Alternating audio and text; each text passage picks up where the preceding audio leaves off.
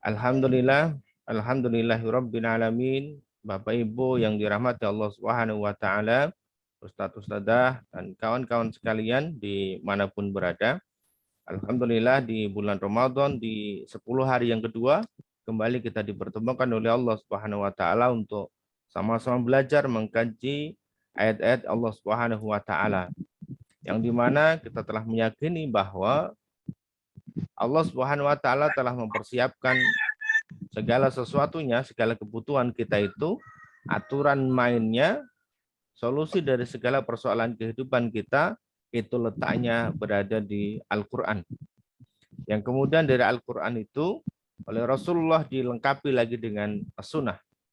Barang siapa yang berpegang teguh kepada keduanya, maka insya Allah tidak akan pernah tersesat selamanya, baik di dunia maupun di akhirat insya Allah ya. Dan kita meyakini betul bahwa Allah lah yang telah menuntun hati kita untuk kita bisa bersilaturahim, untuk kita bisa bersama-sama dipertemukan oleh Allah Subhanahu wa taala. Dan ketika Allah sudah menginginkan seseorang itu menjadi baik atau akan ada kebaikan dalam diri mereka, maka Allah akan menambahkan satu ilmu, Allah akan menambahkan satu kefahaman lagi tentang agamanya Allah Subhanahu wa taala, dan kita diberikan kemudahan untuk bisa menjalankannya. Kawan-kawan, Bapak Ibu, ustadz-ustadzah yang dirahmati Allah Subhanahu wa taala, saya berdoa kepada Allah Subhanahu wa taala semoga kita semuanya yang berada di grup ini, berada di komunitas Manut Quran di seluruh Indonesia, senantiasa diberikan kemudahan-kemudahan oleh Allah Subhanahu wa taala untuk menjalankan perintah-perintahnya, untuk menjauhi larangan-larangannya, dan semoga kelak kita di akhir Ramadan mendapatkan gelar yang disebutkan oleh Allah Subhanahu wa taala la'allakum tattaqun, yaitu adalah agar kita menjadi orang-orang yang bertakwa.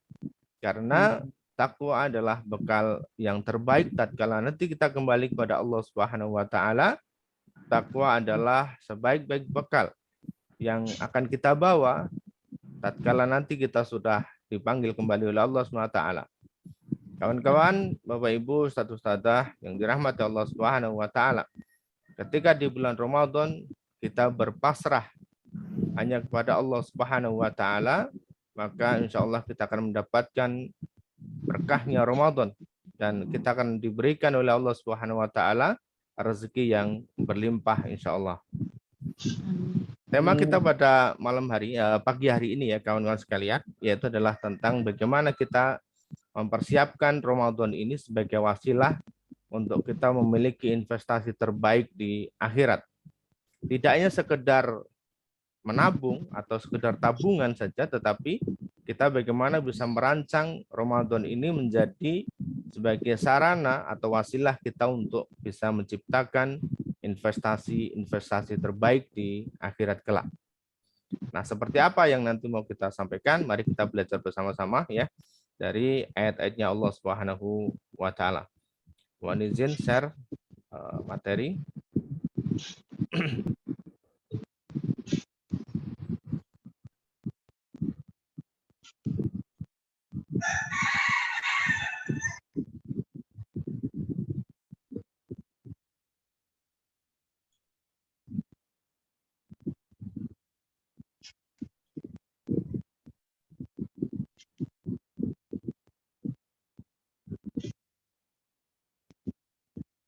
Ya.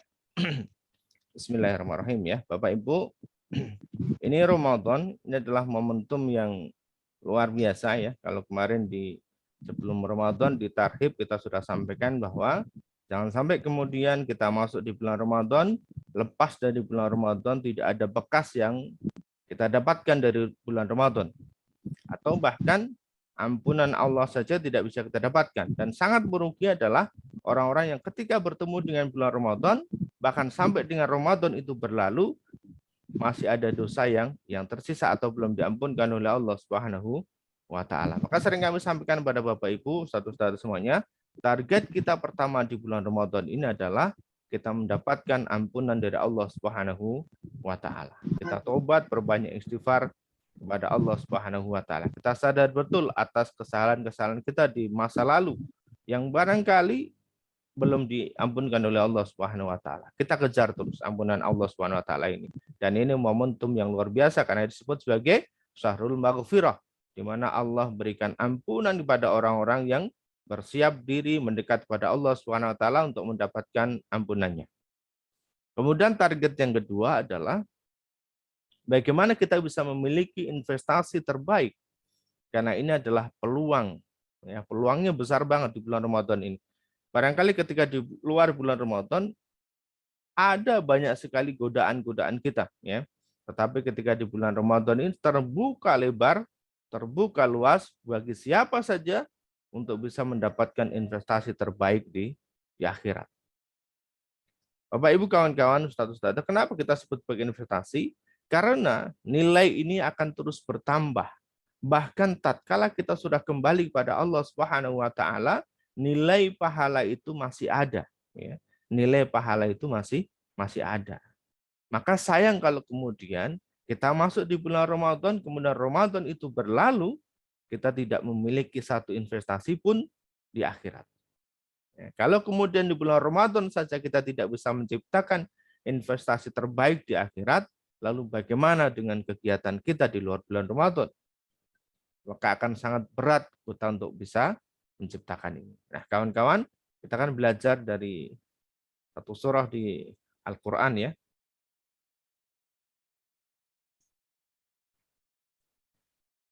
Nah, ini di surat Al-Asyr, ya. Disebutkan ayat yang pertama adalah Bismillahirrahmanirrahim wal 'ashr, ya. Disebutkan bahwa adalah demi waktu, atau kalau orang Malaysia menyebut sebagai demi masa, ya, demi masa, demi waktu. Dan di sini oleh para ulama disebutkan bahwa wal asr, waktu yang dimaksudkan di sini adalah waktu asar. Jadi waktu demi waktu, Allah bersumpah pada Allah bersumpah demi waktu menggunakan cara umum, ya. Tetapi ada juga cara khususnya, yaitu adalah disebutkan waktu asar. Kenapa kawan-kawan waktu asar? Karena Allah juga bersumpah dengan waktu duha, ya kan, wadduha, kemudian juga dengan malam, walail, dan sebagainya. Nah, salah satu di sini Allah sebutkan adalah wal asr, ini adalah demi waktu asar. Nah, kawan-kawan boleh coba melihat dari waktu yang mendekati maghrib, itu adalah waktu asar, yang dimana teman-teman bisa lihat kalau kemudian dari siang hari kemudian beralih menjadi malam sebelum maghrib, itu ada waktu namanya waktu asar. Yang sebenarnya waktu ini itu masih ada, tetapi sempit waktunya. Sekali lagi kan, waktunya ini masih ada, artinya masih ada kesempatan, ya. Dari waktu asar sampai maghrib itu masih ada kesempatan, tetapi waktu ini sangat sempit.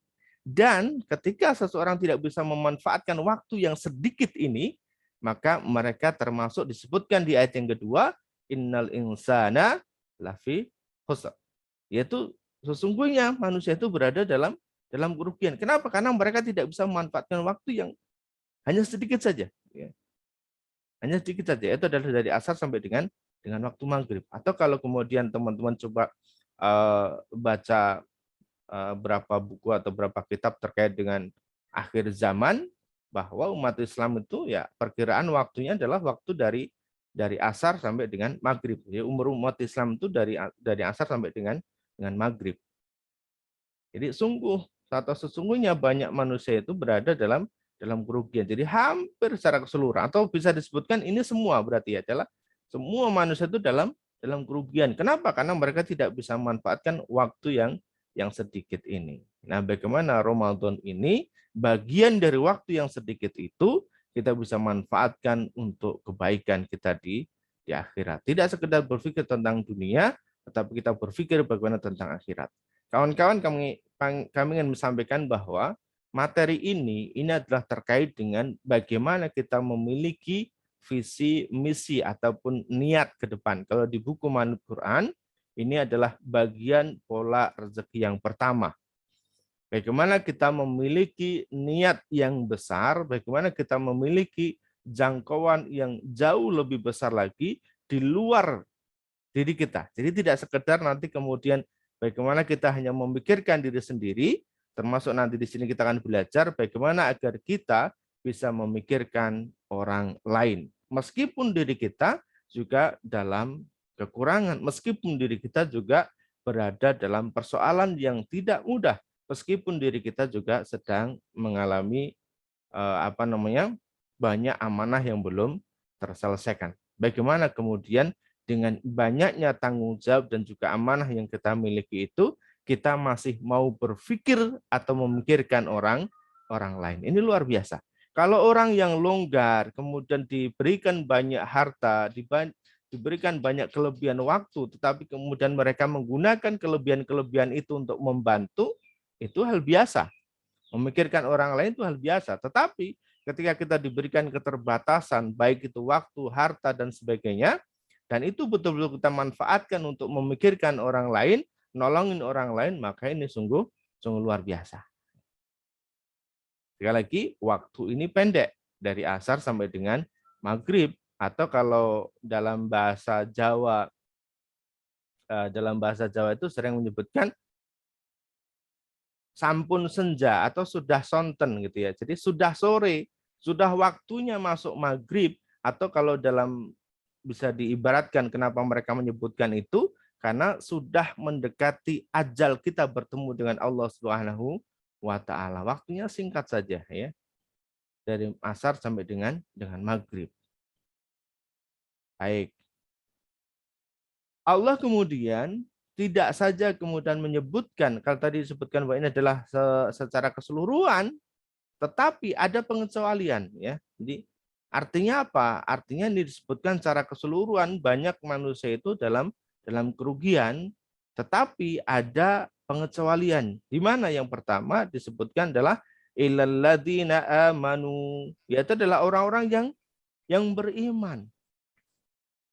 Iman saja ini belum cukup, kawan-kawan. Kita meyakini bahwa kita kelak akan bertemu dengan Allah Subhanahu wa taala, kita meyakini bahwa kita diciptakan oleh Allah, kita meyakini bahwa kita harus menjalankan semua yang diperintahkan oleh Allah dan juga menjauhi apa yang dilarang oleh Allah. Tidak hanya sebatas di situ, tetapi kemudian bentuk dari iman itu adalah sebuah tindakan. Kalau orang mengatakan beriman kepada Allah Subhanahu wa taala, maka Allah juga tidak akan tinggal diam, akan diuji seberapa tingkat keimanan tersebut. Apakah hanya sekedar di lisan saja atau betul-betul memang beriman kepada Allah Subhanahu wa taala. Maka di sambungan ayatnya disebutkan adalah wa amilus solihat. Dan ini di banyak ayat di Al-Qur'an, ketika di depan disebutkan kata iman, maka di belakang akan menyebutkan amal solih. Baik itu disebutkan secara lugas amal solih, atau disebutkan amal solih dalam bentuk tindakan. Misalnya yang karena sekarang bulan Ramadan, disebutkan ya ayyuhalladzina amanu, ini adalah disebutkan hai orang-orang yang beriman, yang merasa di hatinya ada iman, kemudian kutiba alaikumusiyam, sebagai tindakan amal solihnya, yaitu adalah berpuasa di bulan Ramadan.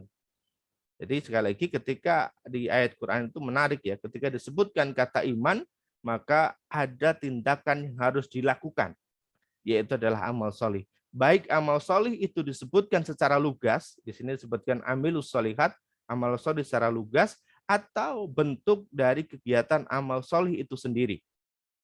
Ya, seperti itu. Ini karena ini harus ada wujud ya. Jadi ketika seorang mengaku beriman kepada Allah, maka harus ada tindakannya.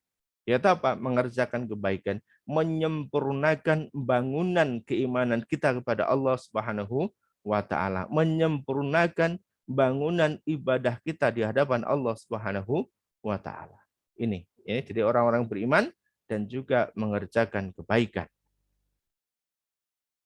Tidak hanya sebatas itu saja, kawan-kawan ya. Tidak hanya sebatas untuk diri sendiri, tidak hanya sebatas untuk bangunan rumahnya sendiri, tetapi Allah juga sebutkan watawasau bil haq watawasau bis sabar. Yaitu adalah orang yang kemudian mau keluar, mau melihat di luar dirinya untuk saling menasihati dalam kebenaran dan juga saling menasihati dalam kesabaran. Amar ma'ruf nahi munkar, dakwah fisabilillah. Jadi di sini bentuk letaknya. Artinya teman-teman, di awal disebutkan kita harus menjadi soleh secara pribadi. Tetapi soleh secara pribadi saja, menjadi ahli ibadah saja, menjadi ahli ilmu saja, itu belumlah cukup. Maka harus ada tindakan selanjutnya, yaitu adalah tindakan keluar, bagaimana kita bisa menolong orang lain, bagaimana kita bisa saling menasehati terhadap orang lain dalam hal kebenaran dan juga dalam hal kesabaran.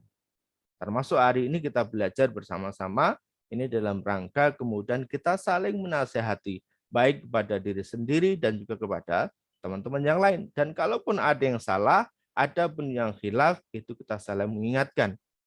Artinya apa kawan-kawan? Tidak semua yang kemudian saya sampaikan itu barangkali ada khilaf dalam saya pengucapan, maka ini pun juga perlu ada koreksi, perlu juga ada evaluasi, perlu juga ada saling nasihat menasihati. Jadi tidak tertutup. Kemudian jangan disebut bahwa seorang ustadz, seorang kiai, seorang ulama kemudian tidak pernah salah. Ada juga salahnya. Maka teman-teman kita juga sekali lagi disebutkan di sini untuk saling nasihat menasihati. Ya, ini pentingnya kawan-kawan. Jangan sampai kemudian kita jatuh ke dalam yang disebutkan oleh Allah SWT tadi dalam kerugian. Ramadan ini mengajarkan untuk kita agar kita tidak masuk ke dalam kerugian tersebut. Kalau kita bisa melewati Ramadan, kita bertemu dengan Ramadan, kita masuk dalam bulan Ramadan, tetapi kita masih merugi, maka ada yang perlu dipertanyakan. Bagaimana kegiatan kita di luar Ramadan? Karena Allah buka lebar kesempatan itu. Baik kawan-kawan, mudah-mudahan bisa dipahami ya. Artinya coba kita belajar, kita merenung sebentar, waktu kita 24 jam itu kita gunakan untuk apa? Kita dibantu oleh Allah dengan adanya Ramadan ini. Kita sebagai wasilah untuk kita belajar, wasilah untuk kita tarbiyah di 11 bulan yang lainnya. Di siang hari kita belajar menahan, tidak sekedar menahan lapar dan juga dahaga saja, tetapi menahan emosi, menahan amarah, menahan untuk tidak berucap yang kotor, menahan untuk tidak melakukan perbuatan-perbuatan yang dilarang oleh Allah Subhanahu wa taala, tetapi betul-betul kita gunakan waktu kita itu untuk kebaikan dan juga ibadah kepada Allah Subhanahu wa taala. Kita lanjutkan. Dalam sebuah hadis disebutkan bahwa idza matal insanu qata'a amaluhu illa min salasin, illa min shadaqatin jariyah au ilmin yunfa'uhu bih au waladin shalihin yad'u lah. Bahwa tatkala anak Adam, tatkala manusia, siapapun itu termasuk kita semuanya, meninggal dunia, berpisah ruh dan jasad ini, maka terputuslah segala amal ibadahnya. Terputus semuanya, ya, segala amal ibadahnya. Illa kecuali, yaitu adalah sedekah jariyah. Sedekah jariyah. Yang mana tatkala kita sekali bersedekah saja, amalnya masih kita rasakan. Pahalanya masih kita bisa nikmati. Bentuknya seperti apa? Bentuknya bisa juga kita bikin bangunan masjid misalnya, kita bikin pesantren, perbaiki jalan, wakaf Quran, dan masih banyak hal lainnya. Selama kebaikan itu masih berlanjut, maka disitulah ada sedekah jariah. Ada amal jariah kita. Meskipun bentuknya kecil, tetapi ketika manfaatnya besar untuk orang lain, maka insya Allah pahala ini pun juga besar di hadapan Allah Subhanahu wa taala. Yang kedua disebutkan ilmu yang bermanfaat.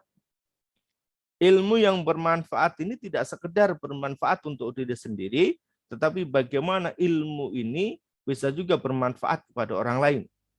Kalau hanya sekedar ilmu bermanfaat untuk diri sendiri, ya hanya sebatas untuk diri sendiri.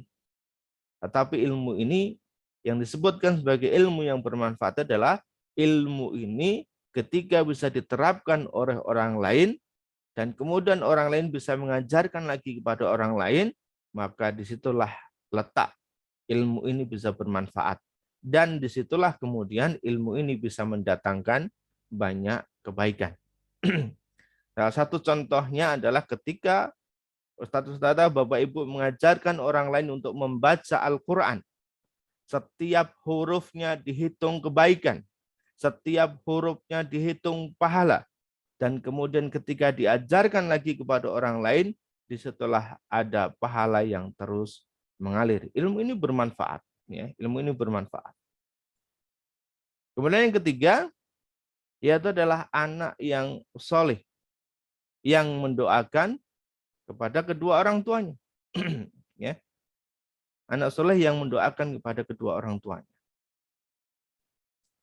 Yang dimana kawan-kawan, anak soleh di sini bukan sekedar orang yang ahli ibadah, bukan sekedar orang yang ahli sholat tadi ataupun ahli ilmu, tetapi secara kesempurnaan dia soleh secara pribadi dan juga bisa mensolehkan orang lain. Artinya secara kepribadian dia baik, secara kepribadian dia soleh, tetapi dia juga bisa memberikan manfaat kepada orang lain. Dan kelak manfaat inilah yang akan mendatangkan kebaikan-kebaikan, dan tentu tanpa diminta sekalipun, kebaikan itu akan mengalir pahalanya untuk orang tuanya. Kawan-kawan yang dirahmati Allah Subhanahu wa taala, Ramadan ini mengajarkan kita untuk belajar. Ramadan mengajarkan kita untuk mendesain diri kita dan juga mendesain anak-anak generasi kita. Karena Ramadan ini tempatnya yang luar biasa. Allah sebutkan banyak waktu, banyak tempat akan diijabah oleh Allah Subhanahu wa taala. Bahkan di pagi hari ini pun doa kita diijabah oleh Allah Subhanahu wa taala. Kenapa? Karena doa yang tidak akan ditolak oleh Allah Subhanahu wa taala salah satunya adalah doa ketika seseorang itu berpuasa hingga nanti berbuka. Maka hari ini kawan-kawan kita semuanya berpuasa, dan tatkala kita berdoa kepada Allah Subhanahu wa taala, maka tentu doa kita tidak akan ditolak oleh Allah. Maka manfaatkan waktu-waktu itu untuk kita berdoa dengan kebaikan-kebaikan yang jauh lebih besar. Tidak hanya sekadar mendoakan diri kita sendiri, tetapi bagaimana kita bisa mendoakan orang lain, orang-orang di sekitar kita. Dan juga sekaligus kita bisa mendesain, mendoakan anak-anak dan generasi kita selanjutnya.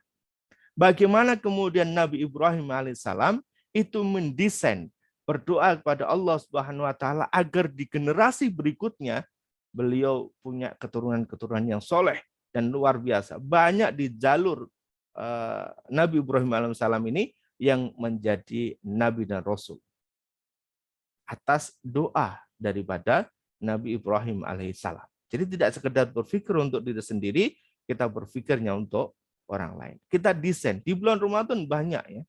Kalau kemudian di luar Ramadan ada waktu antara adzan dan iqomah, itu juga waktu yang diijabah oleh Allah untuk berdoa, maka disitulah tatkala ada azan dan iqomah, antara azan dan iqomah itu waktu yang mustajab. Kemudian diri kita sedang berpuasa, insya Allah ada double ya, ada double waktu yang luar biasa.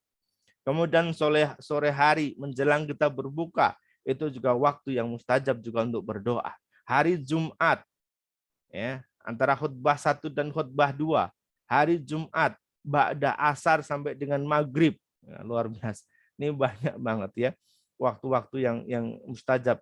Kemudian selesai kita beramal solih, selesai kita baca Quran, selesai kita zikir, selesai kita sholat. Ini waktu-waktu juga yang mustajab untuk kita berdoa kepada Allah SWT. Maka bagaimana kemudian kita desain agar kita punya generasi-generasi yang bisa melahirkan kebaikan-kebaikan. Saya ingin sampaikan pada teman-teman begini.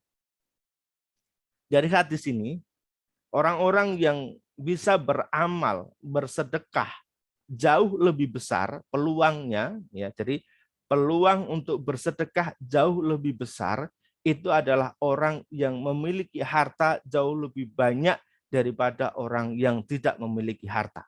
Orang kaya punya peluang untuk beramal jariah jauh lebih besar daripada orang miskin.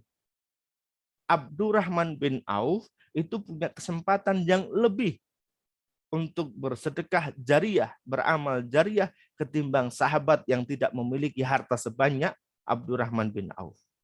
Artinya apa kawan-kawan, dari hadis ini sebenarnya kita diminta oleh Allah Subhanahu wa taala agar punya generasi. Salah satu di antara kita, ada generasi kita itu orang-orang yang menjadi para pengusaha. Tidak hanya sekedar pengusaha kelas nasional, kita doakan anak-anak generasi kita itu menjadi pengusaha-pengusaha kelas internasional. Yang mana insya Allah ketika mereka soleh secara pribadi menjadi pengusaha yang luar biasa, kelas internasional, maka peluang untuk mendatangkan pahala jariah, amal jariah ini insya Allah akan jauh lebih besar. Dan kita sebagai orang tuanya, tanpa diminta insya Allah pahala yang dilakukan oleh anak-anak generasi kita, maka itu juga akan mengalir untuk diri kita. Yang kedua, ilmu yang bermanfaat. Orang yang punya ilmu, seorang alim, dibandingkan dengan orang yang tidak punya ilmu, maka peluang untuk berbagi ilmu itu adalah orang-orang yang punya ilmu. Peluangnya lebih besar. Ya. Artinya apa? Allah minta agar kita mendesain anak-anak dan generasi kita selanjutnya, ada salah satunya yang menjadi seorang ulama, menjadi seorang kiai, menjadi seorang ustadz, pemilik pondok pesantren. Bahkan tidak sekedar di satu wilayah, bahkan bisa di banyak daerah, atau bahkan menjadi ulamanya para ulama. Kita doakan kepada Allah Subhanahu wa taala, kita desain dari anak dan generasi kita. Biarkan Allah nanti yang mengabulkan doa kita itu, baik itu di generasi kita secara langsung ataupun nanti di generasi-generasi di bawah kita secara langsung ya. Tapi setidaknya doa kita sudah kita sampaikan kepada Allah Subhanahu wa taala di bulan Ramadan, bulan yang penuh dengan berkah ini. Yang ketiga, anak yang soleh. Anak yang soleh secara pribadi dan kemudian bisa memberikan manfaat kepada orang lain, ini gambarannya adalah seorang pemimpin yang adil dan bijaksana. Yang dimana setiap kebijakan-kebijakan yang diambil oleh pemimpin yang soleh ini akan memberikan manfaat kepada rakyatnya, kepada banyak orang. Dan disitulah ketika satu kebijakan saja kemudian mampu memberikan kebahagiaan kepada rakyatnya, mampu mendekatkan rakyatnya kepada Allah Subhanahu wa taala, maka akan mengalir doa-doa dari rakyatnya kepada sang pemimpin, dan itu secara otomatis tanpa diminta orang tuanya pun akan mengalir pahala yang sama juga. Kawan-kawan, mari kita doakan anak-anak kita juga menjadi pemimpin-pemimpin negeri yang soleh dan solihah, menjadi pemimpin-pemimpin yang mampu mensolehkan orang lain, bisa menjadi pemimpinnya para pemimpin. Insya Allah ya, di bulan Ramadan, apa yang tidak bagi Allah Subhanahu wa taala. Ini kesempatan untuk diri kita mendesain anak kita dan juga generasi-generasi di bawah kita menjadi pengusaha, menjadi pebisnis, menjadi ulama, menjadi kiai, ustadz, atau juga menjadi pemimpin-pemimpin yang soleh. Insya Allah dengan seperti ini, maka apa yang kita lakukan di bulan Ramadan ini menjadi wasilah investasi kita terbaik di hadapan Allah Subhanahu wa taala. Jangan sampai kemudian Ramadan ini berlalu tanpa kita punya doa terbaik untuk anak-anak dan generasi kita yang akan datang. Subhanaka wa bihamdika asyhadu an la ilaha illa anta astaghfiruka wa atubu ilaik. Assalamualaikum warahmatullahi wabarakatuh. Waktu dan tempat kami kembalikan ke Gusri. Baik, jazakallahu khairan. Terima kasih pada Kang Ustadz Udin Yulianto yang telah menyapa Bapak Ibu. Kita diingatkan kembali ya untuk manfaatkan waktu sebaik-baiknya, karena disitulah nantinya Allah akan memberikan nilai ya, akan memberikan hasil atas usaha-usaha kita. Baik, Bapak Ibu sekalian, kita akan memasuki agenda berikutnya, yaitu lain-lain. atau tanya jawab. Kita memberikan kesempatan bagi Bapak Ibu yang ingin bertanya langsung. Ustadz-ustadzah yang ingin bertanya langsung bisa dengan cara mengangkat tangan. Ini ada Bu Siti Nur Hayati. Ini Bu Siti mau bertanya langsung atau bagaimana Ibu? Ada angkat tangan atau melambaikan tangan?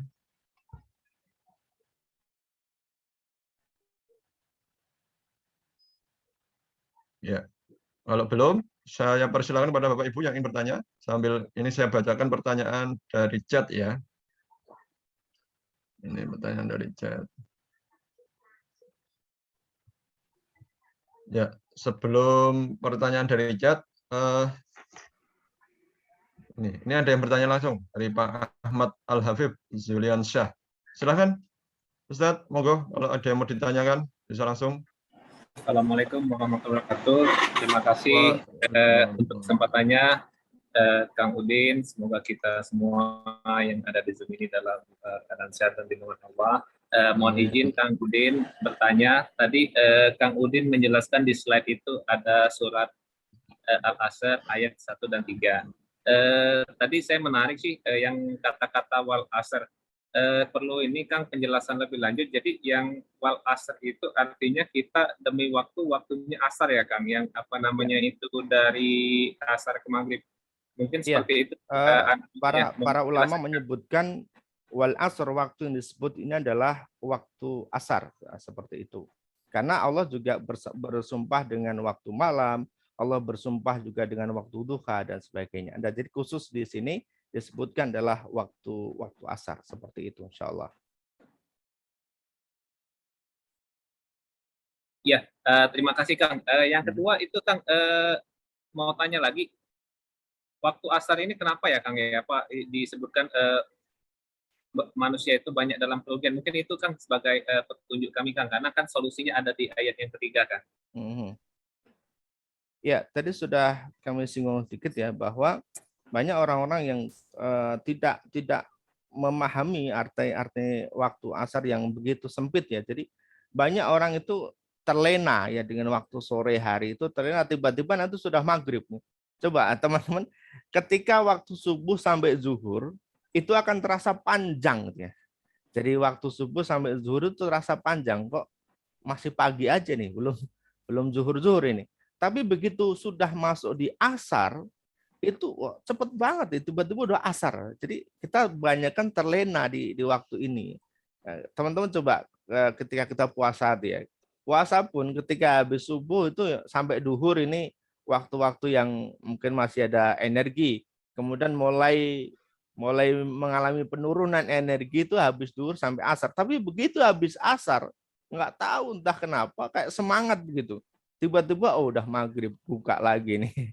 Seperti jadi ini waktu-waktu yang cukup pendek dan banyak orang-orang yang melenakan seperti itu. Insya Allah jadi kita teman-teman perlu pahami juga, maka bagi teman-teman yang tidak memperhatikan ini akan terasa sangat cepat sekali waktu itu berlalu.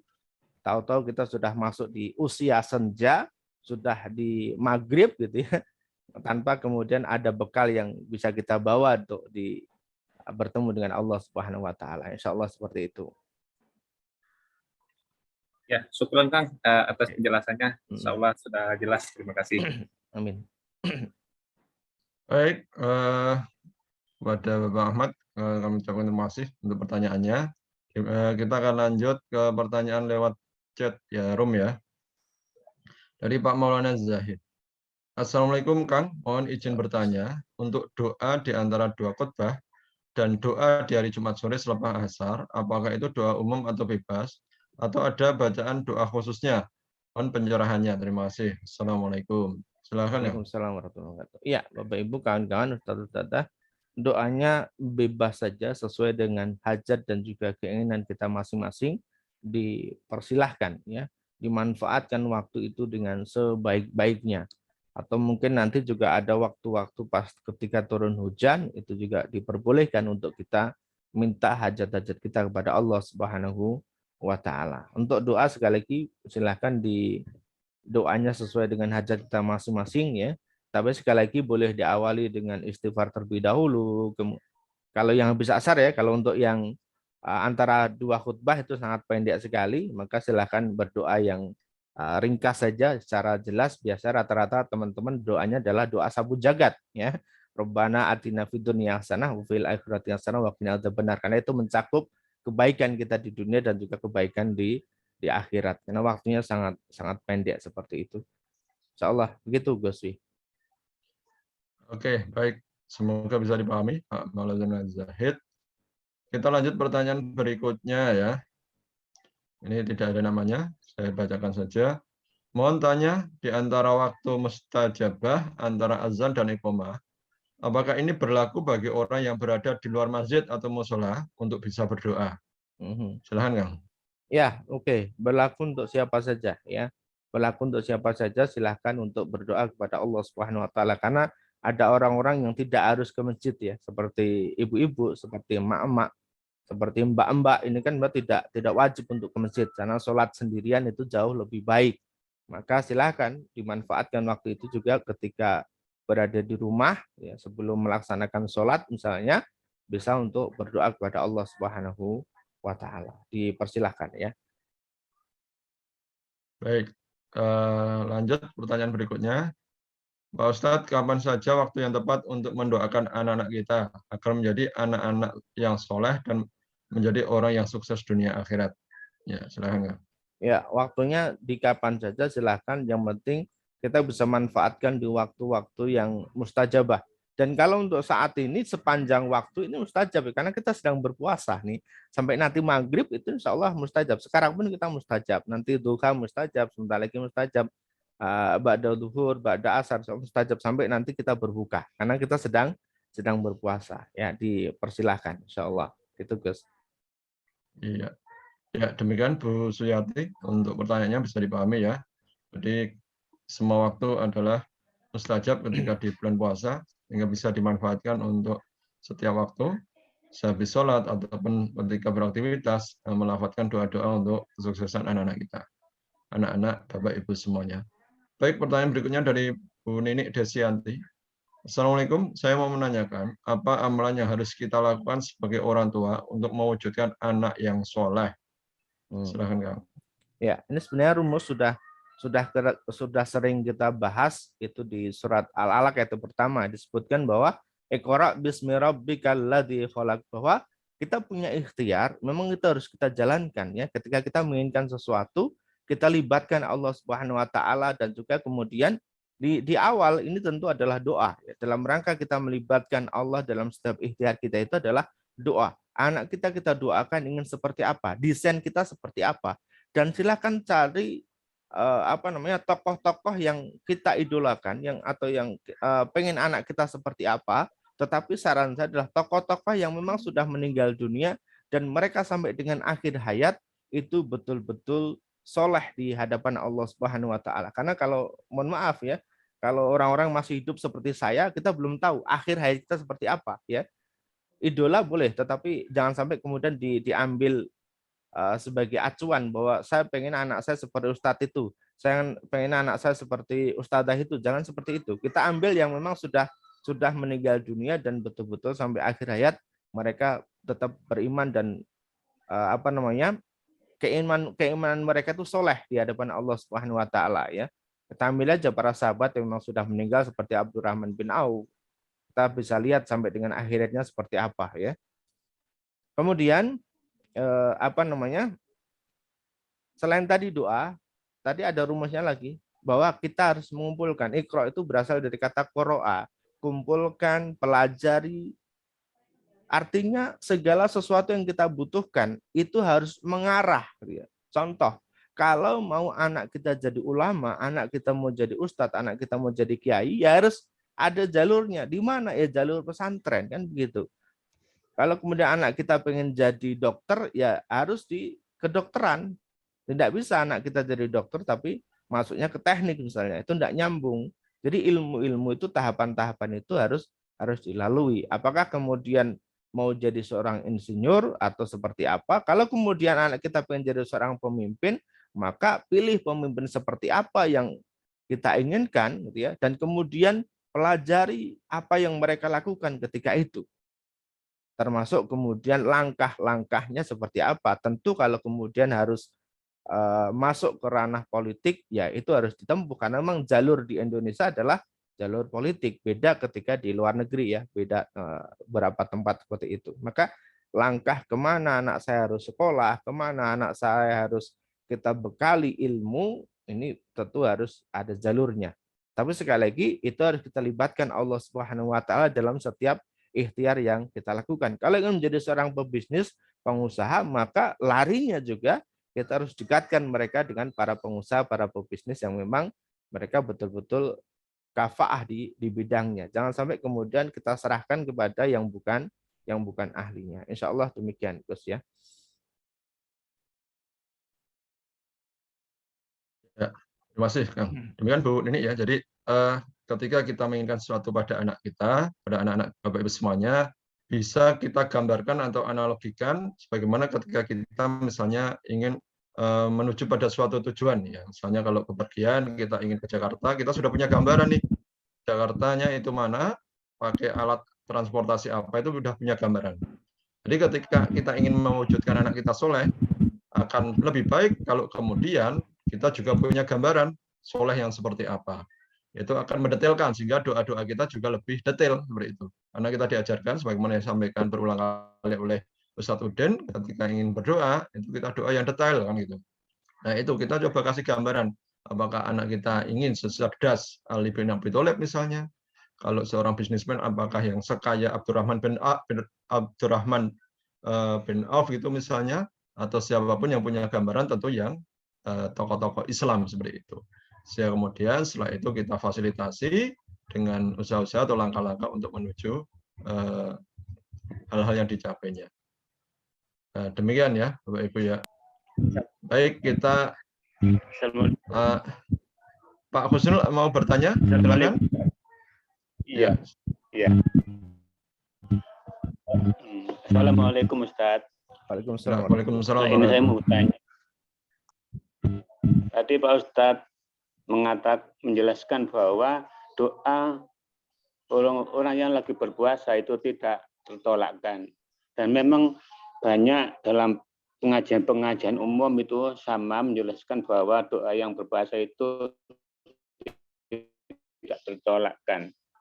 Tapi di saat saya dengar banyak orang juga yang mengatakan bahwa katanya tidak tertolak, tapi mengapa kadang-kadang banyak orang mengatakan yang mengapa doanya kadang-kadang yang tidak terkabulkan Ustaz gitu. Apakah mungkin ada kesalahan pada diri kita?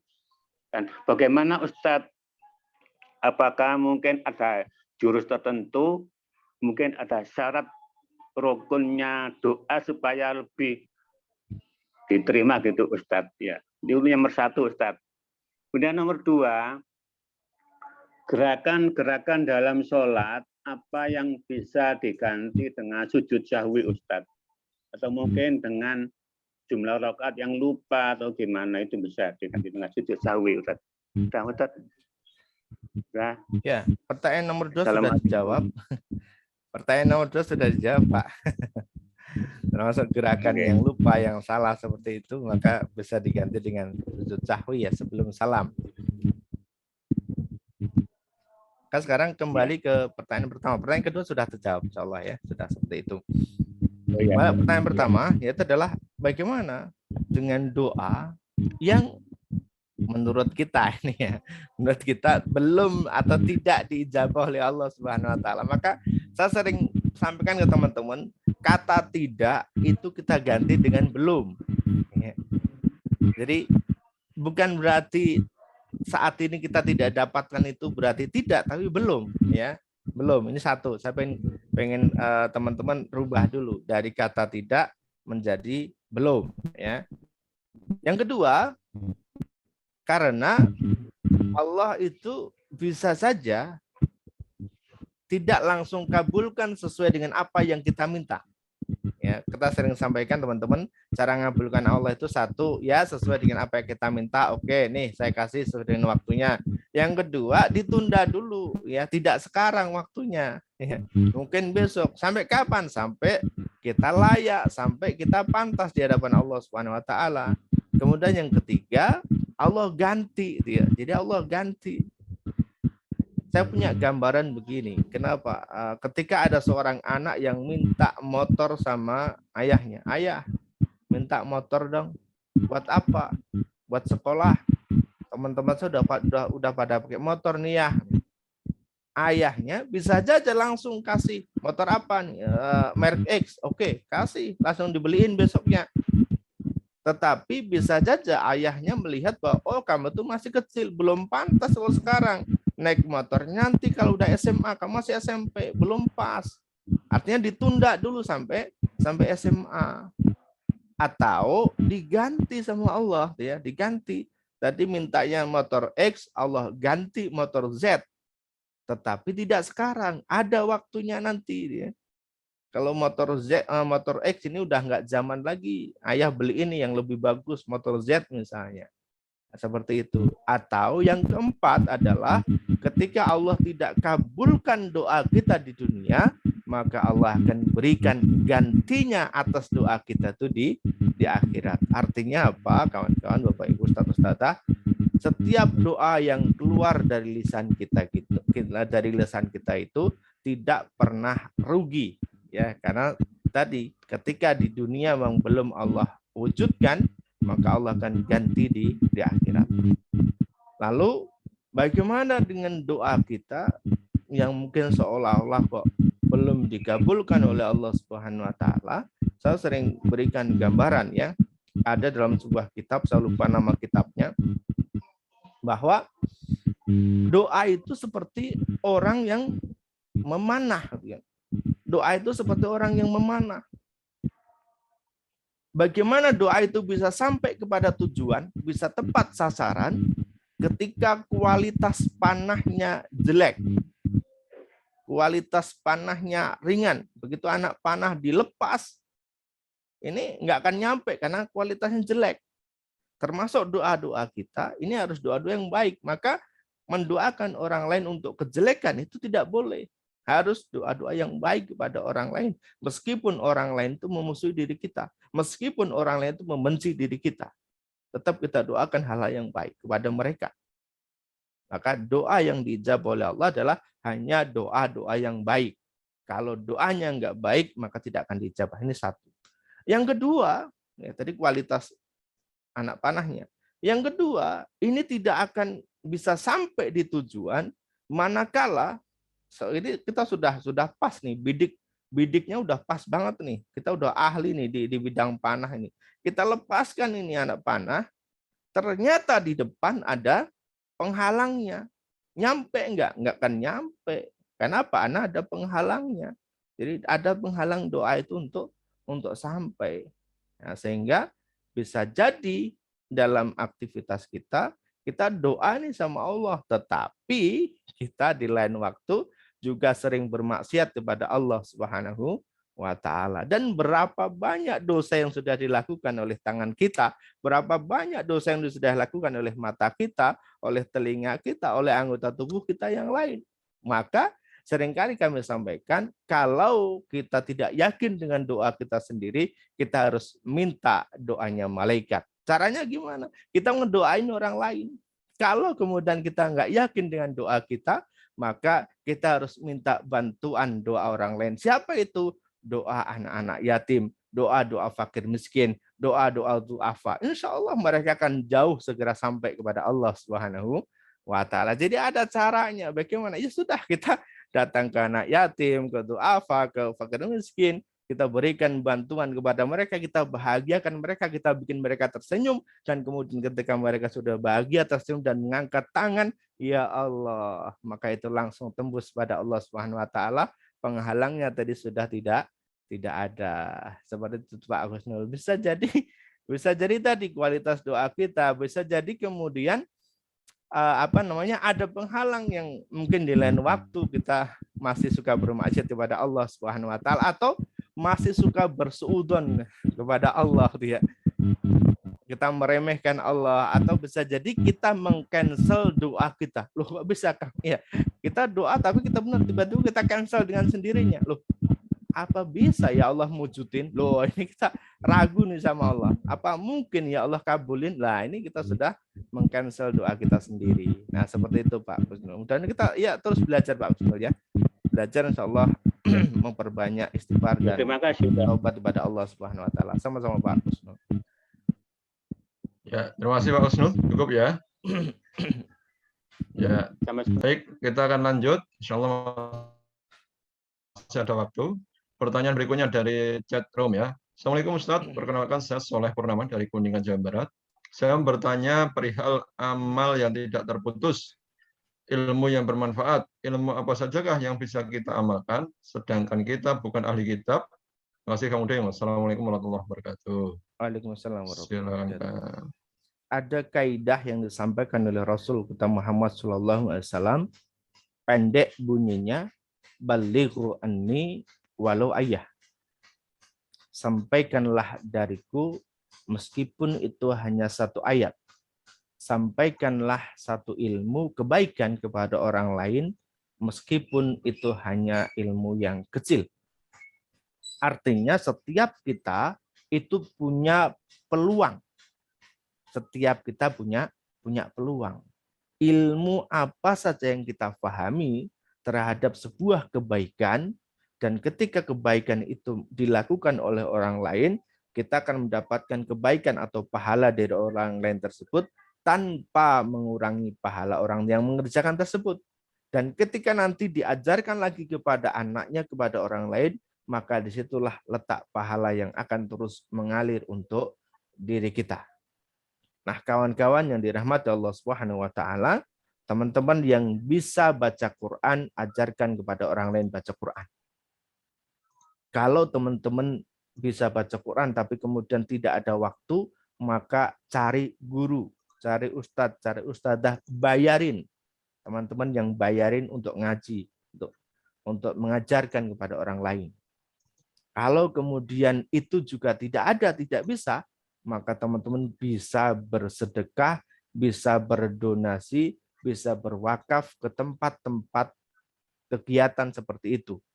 Baik ke guru ngaji, ke pesantren, atau ke tempat yang lain. Ya, teman-teman boleh berdonasi. Insya Allah, ketika kegiatan baca Quran itu terus dilakukan dan terus berlanjut, maka akan ada pahala yang terus mengalir. Jadi itu mudah ya, mudah. Jadi sekali lagi jangan berpikir kemudian harus ilmu yang besar, harus ilmu yang banyak, harus menjadi ulama ya.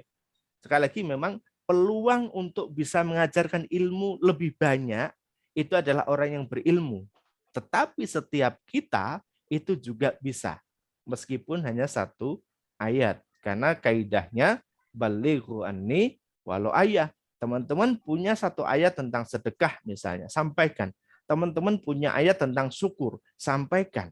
Nah, teman-teman punya ayat tentang sabar, sampaikan. Nah, insya Allah seperti itu.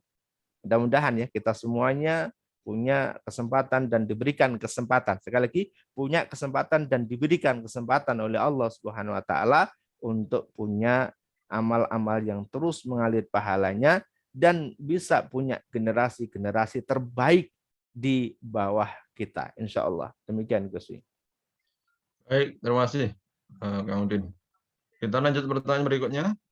Tadi dari Pak Soleh Purnama sudah. Lanjut dari Bu Siti Nurhayati. Pak Ustadz, mohon penjelasan lanjut tentang sedekah subuh yang paling baik harus ke siapa? Oke, baik ya. Kembali lagi ke sedekah subuh. Baik, mudah-mudahan kita diberikan kemampuan oleh Allah Subhanahu wa taala untuk bisa istiqomah dengan sedekah subuh. Amin ya. Sedekah subuh kalau sering kami sampaikan ke teman-teman, itu kita bisa lakukan rezeki instan. Kita bisa dapatkan rezeki instan manakala sedekah kita itu kepada orang-orang yang tepat. Dan Allah akan cepat merespon daripada sedekah kita. Yang pertama yaitu adalah kepada orang tua. Jangan sampai kita keluar terlihat royal, mudah bersedekah, mudah berbagi, tetapi keluarga kita atau orang tua kita tidak pernah kita beri. Jangan sampai seperti itu. Meskipun orang tua kita termasuk orang yang mampu, maka tetap harus kita berikan. Yang kedua, yaitu adalah kepada kerabat. Kerabat itu bisa dari sisi kekeluargaan, bisa juga dari sisi tempat tinggal. Jadi orang-orang yang berada di lingkungan kita. Jangan sampai mereka kita abaikan. Ya. Yang ketiga, yaitu adalah kepada fakir miskin. Yang keempat, anak yatim. Dan yang kelima adalah fisabilillah. Jadi fisabilillah itu yang kelima. Tetapi kita harus berdoa kepada Allah Subhanahu wa taala agar kita punya peran kepada masing-masing lapisan tadi. Ke orang tua juga iya, ke kerabat juga iya, ke lingkungan juga iya, ke anak yatim juga iya, ke fakir miskin juga iya, ke lembaga sosial ataupun fisabilillah juga iya. Maka kita sering menyampaikan, teman-teman harus menjadi orang yang kaya agar bisa berbagi ke semua lapisan tadi. Agar kita juga bisa bangun masjid, agar kita juga bisa bikin pesantren. Kalaupun tidak, ya kita ikut andil lah dalam pembangunan masjid, meskipun cuma semen 1 sak. Kita juga punya andil dalam pembangunan pesantren, meskipun hanya 1 meter persegi.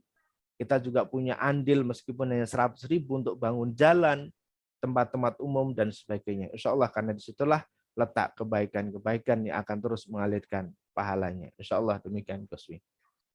Ya, terima kasih. Baik, demikian Bu Siti Nurhayati ya. Semoga bisa dipahami. Lanjut pertanyaan berikutnya dari Bu Yusi Gustini. Assalamualaikum, mau nanya Pak Ustadz, kalau sebagai perempuan, sholatnya di rumah, kalau ada amalan zikir di antara azan dan iqomah, dilakukan melebihi waktu iqomah di masjid, bagaimana ya? Kemudian pertanyaan kedua, kalau waktu sholat sunnah rawatib dilakukannya harus sesudah azan, gimana kalau masih di perjalanan atau belum sampai rumah? Assalamualaikum warahmatullahi wabarakatuh. Silahkan. Waalaikumsalam warahmatullahi wabarakatuh. Yang pertama, waktu azan dan iqomah itu sangat pendek. Maka silahkan dimanfaatkan dengan yang pendek-pendek. Bahkan Nabi menyampaikan, ketika engkau punya hajat yang banyak dan waktunya terbatas, waktunya pendek, maka beristighfarlah kepada Allah Subhanahu wa taala. Saya ulang, ketika waktunya pendek, kita punya hajat yang banyak dan tidak cukup waktunya itu untuk menyampaikan semua hajatnya, maka beristighfarlah. Insya Allah akan dikabul oleh Allah Subhanahu wa taala. Yang kedua, bagaimana dengan orang-orang yang sedang dalam perjalanan, musafir atau sedang safar? Orang-orang sedang safar itu punya rukhsah, punya keringanan, punya keistimewaan sendiri dibanding dengan orang yang mukim ataupun bertempat tinggal. Termasuk sholat saja boleh dijamak, boleh diqashar. Termasuk puasa saja boleh tidak berpuasa bagi seorang musafir. Ya, kalau kuat tapi boleh puasa. Artinya ada kemudahan-kemudahan bagi orang-orang yang safar. Dan ketika orang sedang safar, itu termasuk bagian dari doanya diijabah oleh Allah Subhanahu wa taala. Maka manfaatkan itu juga untuk berdoa kepada Allah Subhanahu wa taala. Sekali lagi orang yang safar dalam kebaikan ya tentunya ya. Safar dalam hal kebaikan, maka safarnya itu pun juga doanya dijabah oleh Allah Subhanahu wa taala. Maka sekali lagi Bu Yusti, ini banyak kemudahan-kemudahan yang bisa dilakukan ketika orang-orang yang sedang safar, dan insya Allah akan diberikan ganti ataupun pahala yang terus berlipat. Termasuk misalnya orang yang biasanya rutin puasa Senin Kamis misalnya. Orang yang biasa rutin puasa Senin Kamis, kemudian suatu saat dia harus melakukan safar di hari Senin misalnya. Harus safar di hari Senin, yang kemudian tidak bisa beliau tetap berpuasa, maka beliau tidak berpuasa, insya Allah akan tetap mendapatkan pahala berpuasa. Karena kaidah fikihnya adalah suatu amal yang sudah rutin, ya sekali lagi rutin ya kuncinya, sudah rutin dilakukan dan kemudian satu saat beliau ada uzur untuk tidak melakukan aktivitas ibadah tersebut, maka beliau akan tetap mendapatkan pahala yang sama seperti beliau melakukannya. Sekali lagi rutin dan kemudian ada uzur syar'i yang memang diperbolehkan dalam agama. Insya Allah demikian Bu Yusi.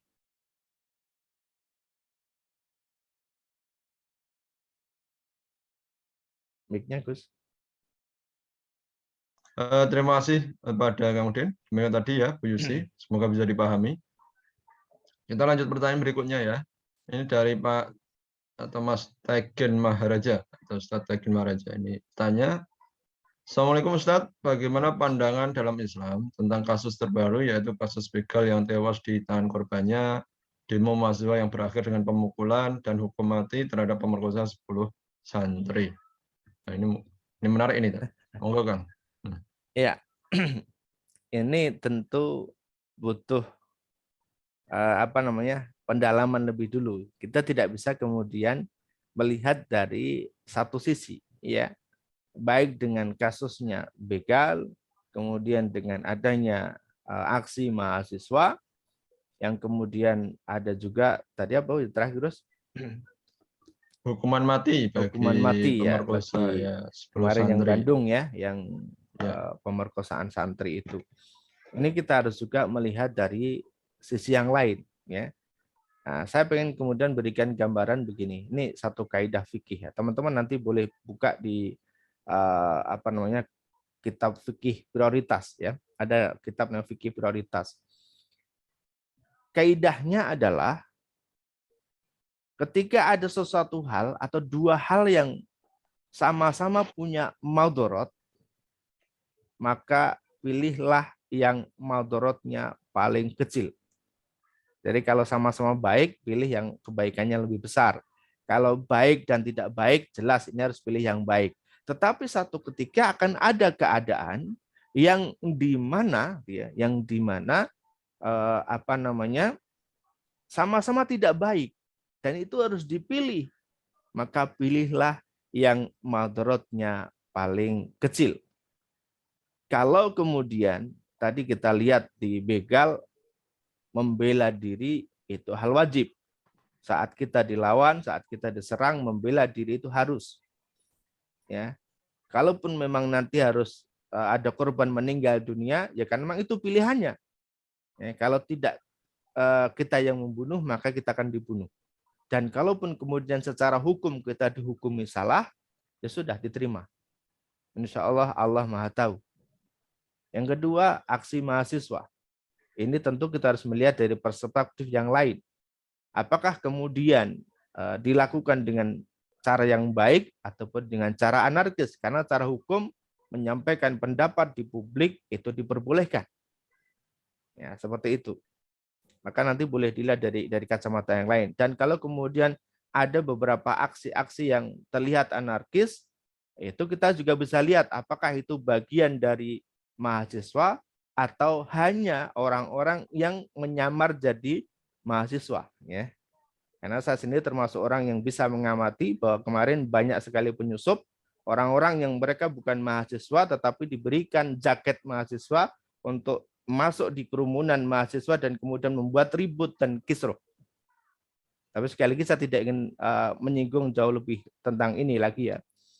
Kemudian terkait juga tadi dengan hukuman mati dan sebagainya, ini kita juga bisa melihat sekali lagi apakah kemudian maldorotnya ini jauh lebih besar ketika beliau hidup ataupun tidak. Insya Allah ya, mudah-mudahan Allah ini berikan diri kita ilmu yang cukup terkait dengan hal ini. Sekali lagi ini perlu pendalaman, tidak bisa kemudian hanya satu sisi saja, dan ini bukan kasus yang ringan karena kita akan berhadapan dengan hukum juga. Sekali lagi teman-teman, mohon maaf ya, jadi kita gunakan kaidah itu aja, kaidah fikihnya. Kalau kemudian memang itu banyak mudorotnya, kita tinggalkan, kita pilih yang mudorotnya paling kecil, insya Allah. Dan dulu juga pernah ada kawan-kawan untuk satu hukum dia termasuk korupsi itu boleh enggak sih? Itu ini juga mohon maaf, menyogok itu boleh enggak sih? Nah, itu juga bagian dari wacana dan memang harus di dalam lebih jauh lagi ketika nyogoknya untuk kebaikan itu kadang juga diperbolehkan ya. Sekali lagi ini perlu kajian fikih yang cukup mendalam, detail dari masing-masing kasus kejadian tadi. Insya Allah demikian, Gus. Iya, ya, terima kasih Ustadz Den. Jadi karena memang perlu pendalaman, ya mungkin tidak kita bisa jelaskan lebih detail di forum ini ya, Bapak Ibu. Tapi paling tidak tadi kita memahami kaidah fikihnya, sehingga ambil yang terbaik ya, dari kalau misalnya pilihannya tadi ya dikatakan pilihannya sama-sama buruk, ambil yang paling sedikit keburukan. Misalnya salah contohnya. Baik, kita lanjut pertanyaan berikutnya. Assalamualaikum Ustadz, mau tanya, apa ada amalan khusus yang bisa menenangkan hati, khususnya bagi yang punya amanah atau hutang pada orang lain? Ya, ini Ya. mengulang pertanyaan lagi, Kang. Oke, ya. Banyak ya amalan-amalan ya. Tentu Allah sudah sampaikan bahwa dengan mengingat Allah maka hati kita akan menjadi tenang. Dan bagaimana cara kita bisa mengingat Allah? Salah satu yang gampang adalah kita duduk, ambil air wudhu, duduk, kemudian buka Quran. Baca Quran dan jangan berhenti baca Quran sebelum hati kita tenang. Teman-teman boleh praktekkan. Ambil air wudhu, kalau ada kesempatan sholat dulu 2 rakaat, kemudian setelah itu duduk baca Quran. Baca Quran jangan berhenti sebelum hatinya tenang. Insya Allah nanti akan ada ketenangan. Karena semakin banyak kita baca Quran, maka hati kita akan jadi tenang. Itu termasuk bagian daripada mengingat Allah. Karena ketika kita mengingat Allah, maka hati kita akan menjadi tenang. Insya Allah demikian, Gus. Ya, ya, terima kasih. Ya, jadi sudah bisa dipahami ya, Bapak Ibu yang bertanya, tidak ada namanya. Kita lanjut pertanyaan berikutnya. Ini waktu sudah mepet, kita percepat. Assalamualaikum, saya Janatun dari PML. Mau tanya, kalau infak ke tempat ibadah, tapi tempat tersebut sudah direnovasi, apakah pahala itu masih mengalir kepada kita? Terima kasih atas penjelasannya, Ustaz. Ya, Waalaikumsalam ya. Tergantung itu infaknya untuk apa. Saya pernah melihat satu masjid itu yang kotaknya bermacam-macam. Ya, ada di Jakarta ya. Di Jakarta saya lupa tempatnya itu. Di Jakarta itu ada begitu kita masuk masjid itu kotaknya macam-macam ya. Ada yang di sana untuk anak yatim, di sana untuk khusus pembangunan, ada yang untuk kegiatan lain. Nah, itu kita tinggal pilih saja. Kita mau masukkan di kotak yang mana seperti itu. Tetapi kalau di kebanyakan masjid rata-rata kotaknya cuma jadi satu, ya kotak cuma jadi satu. Nah, insya Allah nanti ketika kita sudah meniatkan untuk infak di situ, maka tetap akan ada kebaikan. Meskipun nanti penggunaannya atau penyaluran dari dana tersebut masih lama atau mungkin untuk pengadaan karpet dan sebagainya kita tidak tahu, tapi kita husnuzon aja kepada para tamir masjid bahwa uang kita digunakan untuk kegiatan yang baik dan bisa mendatangkan pahala yang terus mengalir. Kita husnuzon aja, insya Allah seperti itu. Ya, terima kasih. Demikian jawabannya untuk pertanyaan tentang kondisi terkait dengan infak dan melihat kondisi yang ada di lapangan. Pertanyaan berikutnya, ini dari Bulia Rismawati. Ya. Assalamualaikum Ustadz, selamat pagi. Mau tanya di luar tema Ustadz. Bagaimana caranya kita benar-benar ikhlas di madu Ustadz? Karena ikhlas itu mudah diucapkan, sukar dilakukan. Ini di madu ini maksudnya mungkin di poligami gitu ya, tegas ya. Ingin sampai janahnya tapi takut ikhlasnya tidak bisa, Ustadz. Saya istri pertama, Ustadz, suami saya sudah hampir 7 tahun punya istri kedua, dan saya tidak tahu apakah saya benar-benar ikhlas atau tidak, Ustadz. Takutnya saya maldorot di dunia dan maldorot di akhirat. Alhamdulillah. Terima kasih, mohon pencerahannya. Boleh. Ini saya hanya menjawab bagian ikhlas saja ya, karena untuk terkait dengan poligami terus terang ilmu saya belum sampai dan memang saya juga belum mengamalkannya itu, sehingga saya tidak akan bahas tentang hal itu. Saya mau sampaikan tentang ikhlasnya saja. Ya, nanti untuk terkait itu bisa cari ustadz yang lain yang memang kafaah di bidang poligami ya. Saya mau sampaikan bahwa tentang ikhlas itu coba cek kembali tentang niatan kita. Ketika niatan kita karena Allah Subhanahu wa taala, maka apapun yang kita lakukan insya Allah juga berada di jalan Allah dan atas ridhonya Allah. Tips yang gampang yang pengen kami sampaikan adalah tatkala kita punya suami, seorang istri punya suami, di situ kita manfaatkan posisi dia sebagai seorang suami. Yaitu apa? Yaitu adalah sebagai tameng diri kita atau tameng seorang istri dari api neraka. Fungsi ini harus kita manfaatkan betul. Ya. Fungsi ini harus kita manfaatkan betul. Sekali lagi teman-teman yang punya pasangan, punya suami, ya silahkan disyukuri, setidaknya kita masih punya tameng dari api neraka. Maka dalam setiap aktivitas hari-hari kita, ya tidak usah dipermasalahkan apakah kemudian terkait dengan duniawinya, ya yang penting pasangan kita adil, suami kita adil, sudah tidak masalah. Posisinya kita berada di tameng suami. Itu insya Allah, manfaatin itu aja. Insya Allah kita nanti bisa ikhlas dan menjalani kehidupan ini dengan jauh lebih baik lagi. Seperti itu, insya Allah ya. Cara tanya yang penting adil ya. Kalau untuk membahas lebih jauh tentang ilmu tadi, saya belum nyampe terus terang ya. Itu Gus Wi. Iya, terima kasih. Semoga bisa dipahami, Bu Lia. Ya. Kita monggo kita semuanya belajar terkait dengan ikhlas nih, karena memang harus selalu dipelajari, ya, dilatih. Baik, pertanyaan berikutnya ini masih tadi dari Bu Nini, sebenarnya memperkuat. Maaf, mau nanya tadi sedekah yang tepat, orang tua, kerabat, fisabilillah, dan siapa lagi? Ampun, tadi mencatat ketinggalan satu yang belum tercatat. Orang tua, mungkin dibantu. Orang tua, kemudian kerabat, fisabilillah, anak yatim ya mungkin ya. Saya urutkan dulu ya. Jadi ya, orang silakan. tua, kemudian kerabat, anak yatim, fakir miskin, fisabilillah. Ya, orang tua, kerabat, anak yatim, fakir miskin, fisabilillah. Oke. Bisa cek di surat Al-Baqarah ayat 215. Ya. Ya, nanti boleh dibuka lagi di surat Al-Baqarah ayat 215. Ya, baik. Demikian Bu Nini ya, bisa dicatat dan nanti dicek di Al-Quran. Baik Bapak-Ibu sekalian, alhamdulillah pertanyaan sudah cukup. Terakhir kami akan memberikan informasi kepada Bapak-Ibu terkait dengan agenda-agenda kami di komunitas Menurut Quran Pusat. Ya, ini insya Allah bagian dari kegiatan yang kita jalankan dalam rangka meningkatkan amalan kita di bulan Ramadan ya. Bagi Bapak-Ibu yang ingin berpartisipasi, ya silahkan, kami akan mengadakan doa dan buka bersama anak yatim ya. Ini bisa diikuti dalam artian kalau misalnya secara tempat mungkin tidak terjangkau, bisa dengan mensupport ya, mensupport Bapak-Ibu yang ingin kemudian menjadi bagian dari agenda ini. Ya, nanti ada acara tilawah Al-Quran, kisah Islami, doa bersama, bingkisan dan santunan, dan iftar bersama. Mungkin bagi Bapak Ibu yang ingin kemudian terlibat untuk memberikan bingkisan, santunan, itu silahkan nanti juga menghubungi kami. Ya. Pelaksananya insya Allah besok Senin ya, Senin sore di waktu buka puasa. Kemudian yang kedua, kita juga punya agenda yaitu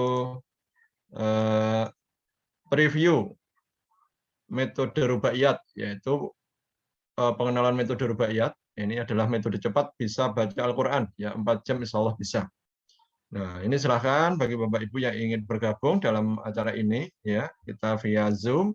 Dilaksanakan insya Allah hari Rabu tanggal 20 April, ya 20 April jam 5 sampai jam 6 pagi ya, seperti ini ya Bapak Ibu ya. Silahkan luangkan waktunya, besok tanggal 20 April kita akan share infonya di WA Bapak Ibu.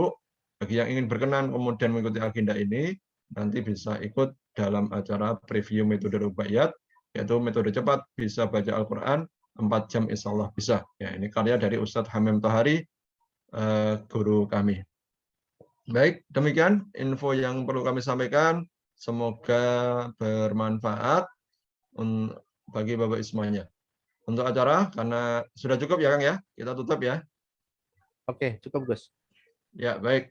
Baik Bapak Ibu, demikian agenda kita pada kesempatan pagi hari ini. Sudah jam 6.34 WIB, ya waktu Indonesia bagian Barat. Mari kita tutup pertemuan kita dengan doa penutup majelis. Subhanakallahumma wa bihamdika asyhadu alla ilaha illa anta astaghfiruka wa atubu ilaik. Terima kasih bagi Bapak Ibu yang sudah mengikuti agenda kita kali ini. Satu saja, terima kasih semuanya.